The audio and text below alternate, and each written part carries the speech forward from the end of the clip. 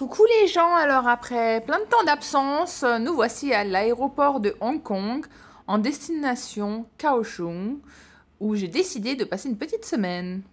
Mon vol est tellement low cost qu'ils mettent de la moquette pour pas qu'on roule vite parce que les pauvres, vous n'avez pas le droit de rouler. Wesh. Et voilà, arrivé à Kaohsiung, deuxième ville de Taïwan. Alors, bienvenue à Taïwan.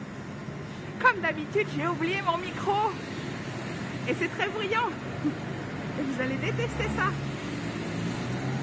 Et là en plus, j'ai attendu que le feu soit vert comme ça, vous pouvez entendre toutes les voitures. Donc, on est à Kaohsiung et on va au night market, le tourist market, ils appellent ça. Donc je sais pas si on va manger là-bas parce que moi j'ai envie de manger. Je sais ce que j'ai envie de manger en fait, je suis touriste upgrade un peu. Mais on va voir, ça se trouve c'est intéressant, ça se trouve c'est bon quand même. Mon hôtel est dans le quartier indonésien. La chambre est un peu pourrave et assez bruyante. Et c'est quand même 40 €. Mais je sais pas, peut-être que c'est les prix du nouvel an. Parce qu'ici on peut pas traverser quand le petit bonhomme est rouge. Mais clairement c'est pas un super deal. Et comme je suis toute seule et que c'est pas Eddie qui paye, et ben c'est plus cher. Et voilà, donc sans mal, vraiment sans mal, parce qu'en fait le propriétaire de la guest house m'a dit où c'était. On arrive au marché de nuit et ça va être trop cool. Alors comment faire, comment choisir un stand au marché de nuit? Conseil très simple, prenez là où il y a le plus de monde et faites la queue. Par exemple là, vous voyez.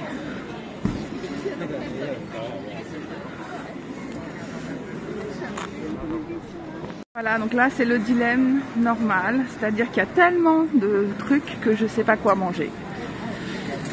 Et c'est trop horrible, problème de riche. Petit tip aussi quand vous allez dans un night market comme ça, que j'ai pas fait et que je vais faire tout de suite en fait, c'est que d'abord vous allez au 7-Eleven pour faire de la monnaie. Parce qu'en fait, bah là j'ai fait gaffe quand même, j'ai un peu de monnaie et tout, mais je vais quand même faire du change pour pouvoir avoir plein de billets de 100. Parce que si tu donnes un billet de 1000 dans un petit shop et qu'il doit te rendre 900, en gros tu lui bouffes tout son change de la soirée et c'est un peu chiant. 7-Eleven, mon amour. Alors qu'est-ce qu'on a? Bah, des raviolis, hein, parce que bon, elles sont faites maison là, juste là, hein, par la meuf là, qui mettait. Et elles sont délicieuses. Et une espèce de potage pékinois. Enfin, ce qu'on appelle nous un potage pékinois, qui est peut-être pékinois, je ne sais pas. Et donc ça c'est du thé rouge, enfin du thé, ça a un goût de Coca-Cola, c'est hyper sucré, mais c'est très très bon.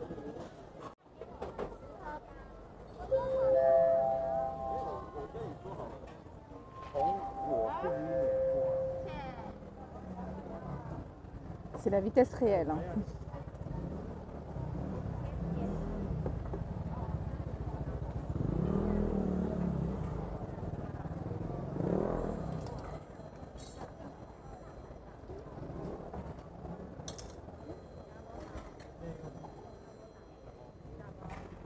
Donc le prix, parce que ça nous intéresse, c'est 90, donc ça veut dire 2,60 € pour ça et ça. Celui-là c'était 30, donc c'est un peu moins d'1 €. J'en parle pas beaucoup parce que je suis pas du genre à me plaindre. Non, si en fait, vraiment complètement. Mais c'est vrai qu'en Chine c'est moins le cas parce qu'il y a plus de gens du Nord qui sont grands. Mais voilà, ça c'est ce que je vois quand je me regarde dans le miroir de la salle de bain. C'est pas pratique. C'est pour ça que j'ai mal au dos. Alors donc là, je vais dans un café qui est caché parce que c'est à côté du musée. C'est pas ce que j'avais envie de manger. J'avais envie de manger plutôt un plat plus traditionnel. Mais bon, comme c'est à côté du musée des Beaux-Arts et que je veux y aller, du coup, je vais aller dans ce truc très instagrammable, je dirais, et voir ce qu'ils y servent.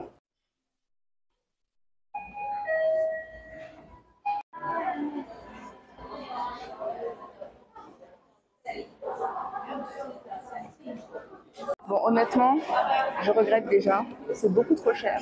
J'en ai pour...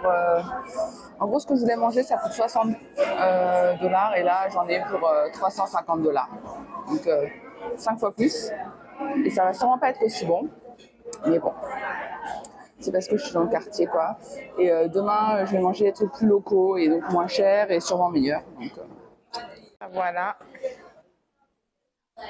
On a le repas. Bon, j'avais demandé une soupe de... Une soupe, pas une comme ça. Une soupe de champignons, mais bon. Et c'est super cher. Ah, c'est nul. Eh ben, c'était vraiment pas bon. C'était encore... J'ai même pas fini de manger. Alors, pour que moi, je finis pas mon plat, c'est que vraiment, c'est pas bon. Ne pas suivre Instagram. Aller dans les boui-boui comme d'habitude. Il faut que mon instinct de pince revienne. Parce qu'en fait, c'est beaucoup plus satisfaisant. Là, on est au Nayway Cultural Art Center, un truc comme ça. Un Art Center. Et j'essaye de rentrer, mais il n'y a pas d'entrée. C'est ça qui est drôle. Ça l'a bien dedans, c'est dommage. 不知道我会明白还是不明白。两边都可以逛。两间都可以逛，可以去吗？哦，好 ，OK，Thank you 。关的参观，关的fermé. Donc, voilà. Oh. Alors là, il y a l'histoire du pirate qui est venu. Donc en fait, parce qu'il ne faut pas oublier que Taïwan, même si c'est une population chinoise aujourd'hui, c'est à la base une population indigène qui a été colonisée, pour changer. Et donc, bon, ils ont été colonisés par plein de gens, les Portugais, les Hollandais, les Japonais, les Chinois, voilà. Et donc, c'est Mohamed Ali, mais en indigène, je ne sais pas. Je ne connais pas ces gens. Ah, je sais peut-être le pirate, je ne sais pas. Alors, pourquoi est-ce que j'ai décidé d'aller à Kaohsiung? Vous allez me demander. Vous n'allez pas me demander, vous en foutez. Eh bien, c'est parce que c'était moins cher et que j'aime bien Kaohsiung. En plus, Taipei, il pleut souvent, alors que Kaohsiung moins. Bah, vous voyez, il fait beau en ce moment. Et je trouve que Kaohsiung c'est moins cher, mais en fait, bah, c'est quand même cher, hein, honnêtement. Payer 43 € pour la chambre de la fille qui s'en remet pas.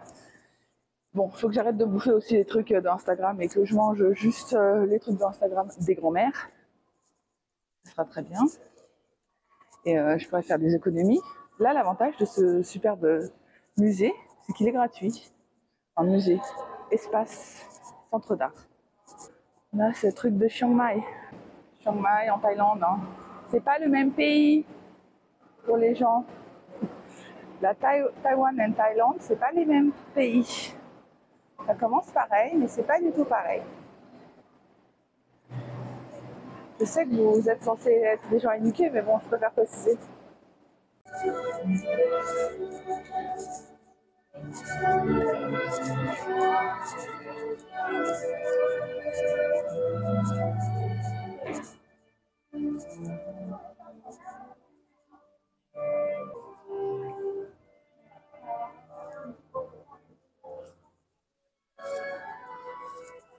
Tu vois, ça c'était le même prix que ce que j'ai mangé, bah ça a l'air bien meilleur. Je m'en remets pas. Oh, c'est trop mignon ici. J'ai peut-être trouvé un cadeau, parce que j'ai une copine qui a fait un bébé. Et donc je vais aller trouver un cadeau. Mais ça c'est un peu petit, non? Enfin, un peu petit pour ça, il est un peu petit. En plus c'est un peu cher aussi.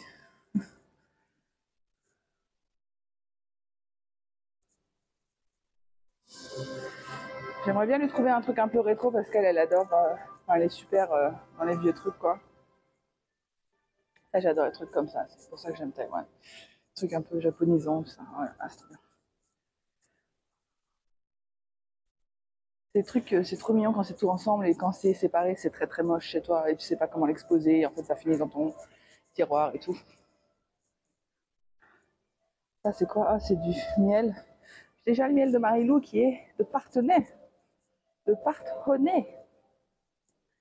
Jeu de mots. Ça, c'est quoi? Clean and close. Oh, ok. Pas mal ça. C'est pas cher en plus. Mais c'est pareil, tu vois, voilà, là c'est mis en valeur, tu sais que c'est beau, mais quand c'est chez moi, tu sais pas que c'est beau. Et, tu vois. Et là, on va aller au musée des Beaux-Arts, qui est en fait dans le même grand parc. En fait, c'est un grand parc qui est très mignon. Ça fait un peu, je sais pas, Canada. Donc c'est un grand parc avec plein d'arbres plantés dessus de là. Et donc là, je vais aller au musée des Beaux-Arts. L'autre, c'était Art Center. Juste pour dire que ça n'a rien à voir.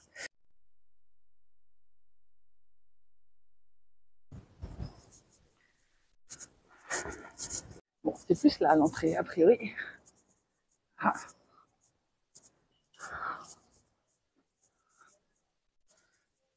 Ok, donc là, je vais à un truc de VR, donc Virtual Reality, qui est en fait d'un artiste qui s'appelle Xin Chen Huang. Donc c'est à propos des métaverses. Donc ça va être 15 minutes de VR que je ne pourrais pas filmer, mais j'ai quand même un ticket pour aller voir les Beaux-Arts. Donc on y va. Donc on avait vu une exposition à Durai sur ce qu'on appelle Asian Futurism.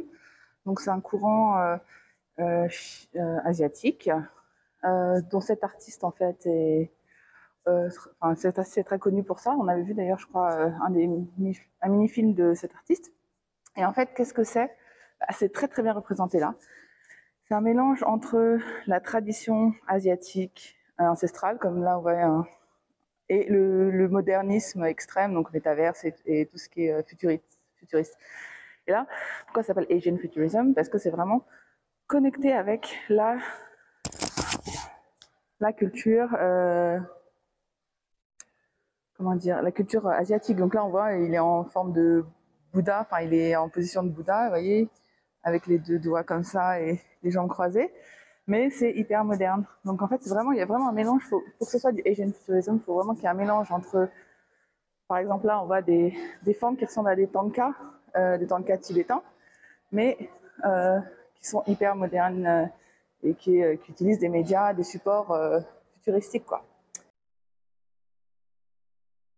C'est quelque chose qui est lié entre le métaverse, où on utilise une sorte d'avatar pour vivre dans le métaverse, c'est un petit peu lié à des écrits bouddhiques qui disent qu'en gros le corps n'est pas réel et que il faut se détacher du corps en fait au maximum. Donc c'est vraiment super intéressant parce que c'est vraiment traditionnel asiatique tout en étant hyper moderne, hyper futuristique. Et là, vous voyez, c'est génial. Donc on est c'est super. Comme si on était si on volait quoi. Mais par terre, il y a des coussins de méditation. Donc ça, c'est des coussins de méditation qui sont typiques du bouddhisme zazen.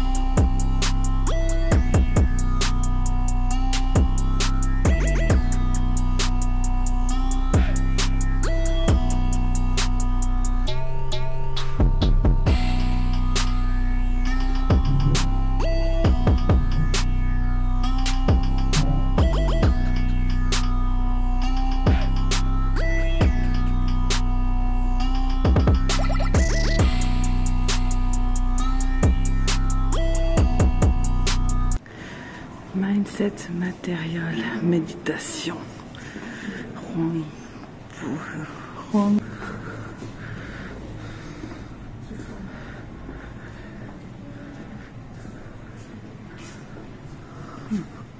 C'est un peu steampunk sur les bords.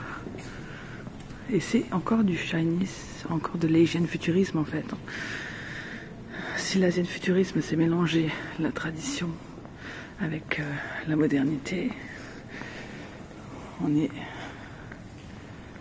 en plein dedans.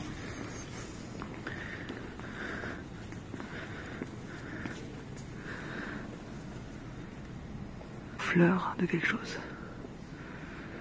C'est Confucius, je crois. Guanyin, on va dire. Ah bah ça doit être fait en ça.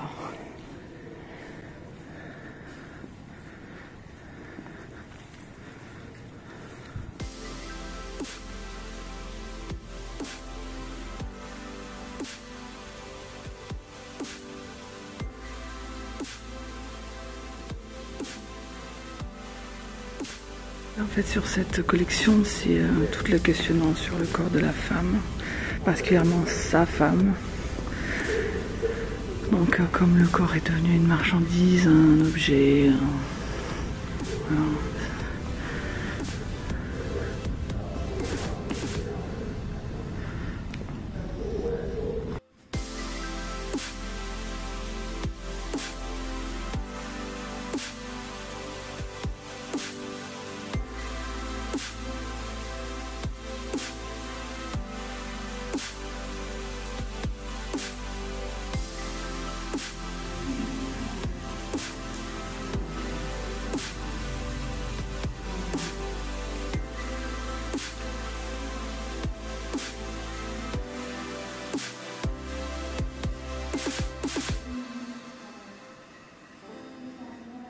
C'est une expo à propos des prostituées taïwanaises pour les Marines américains.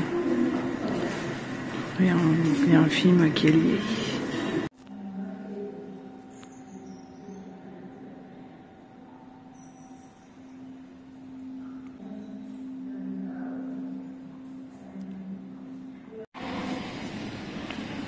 Alors ça, qu'est-ce que c'est? Je vous donne 3 minutes pour essayer de deviner ce que c'est. Et au fur et à mesure, je vais me rapprocher.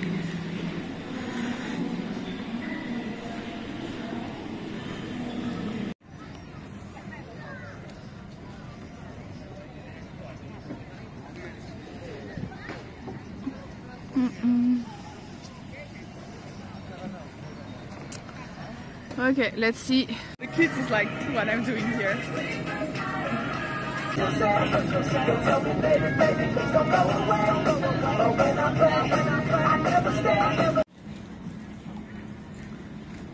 Well, I mean, it doesn't look pretty at all because it's on the daytime. Yeah, it's so many little birds, but I don't know which, and also the goyu. It's pretty cool.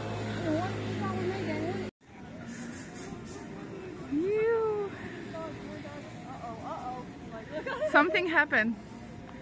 Love story, but they don't know which one is the bottom and which one is the top.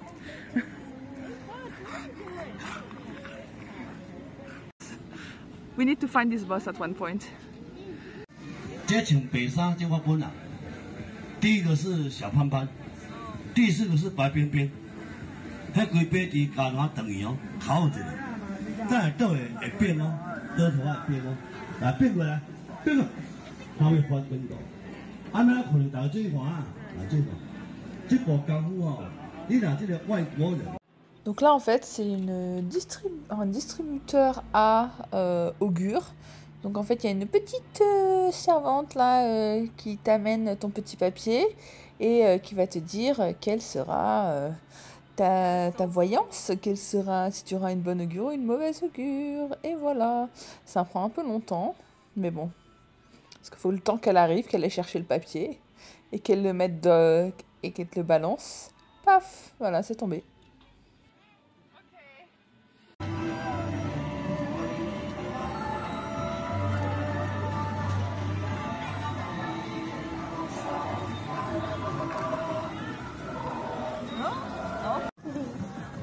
Donc ça c'est le festival, donc c'est un festival qui est une semaine par an, le festival des lanternes, et donc il y a des lumières kitsch partout et j'adore. Ça brille. Il est où le gros lapin? Il est là. Bon, il est de dos là. This is Guanyin. That's the only goddess I know. So,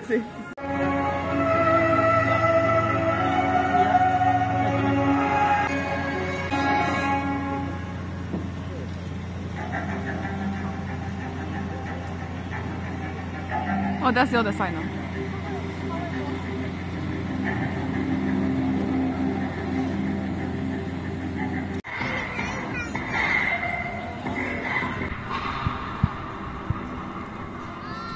It's the gay flight.